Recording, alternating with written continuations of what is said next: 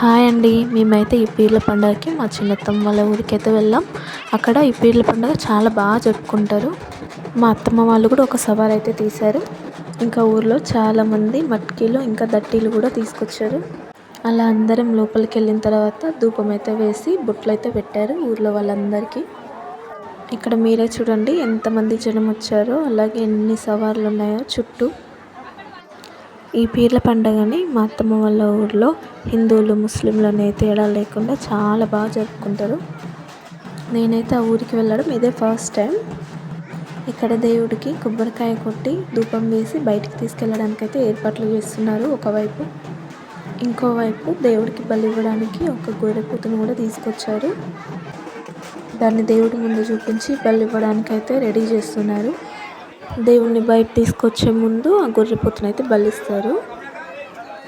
ఇంకా దేవుడికి ఆ గొర్రెపోతుకి మధ్యలో క్లాత్ పెట్టి అయితే ఇంకా గొర్రెపోతుని బలిచ్చేశారు. అలా బలి ఇవ్వగానే లోపల నుండి అయితే సవారిని అయితే బయటికి తీసుకొస్తున్నారు. సవారిని అయితే ఇంకా బయటికి తీసుకొచ్చారు. మీరు కూడా చూడండి ఆ సీన్. నాకైతే గూస్ బంప్స్ వచ్చాయి.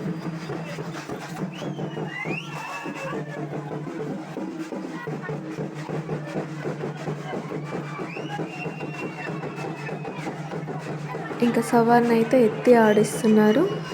ఇంకా సవారిని అలా చూశాక చాలామందికి అక్కడ పూనకాలు అయితే వచ్చాయి. దేవుణ్ణి చూసి అలా పూనకాలు వచ్చిన వాళ్ళకైతే బొట్టు పెట్టారు. బొట్టు పెట్టిన తర్వాతే వాళ్ళైతే శాంతించారు.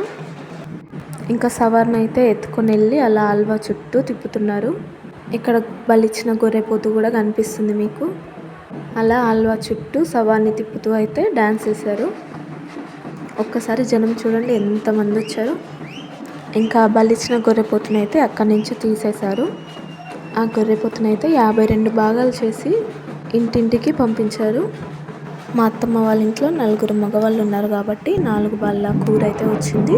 మొత్తం కర్రీ కలిపి ఒక 2 kgs వరకు అయితే వచ్చింది. మీ ఊర్లో పండుగ ఎలా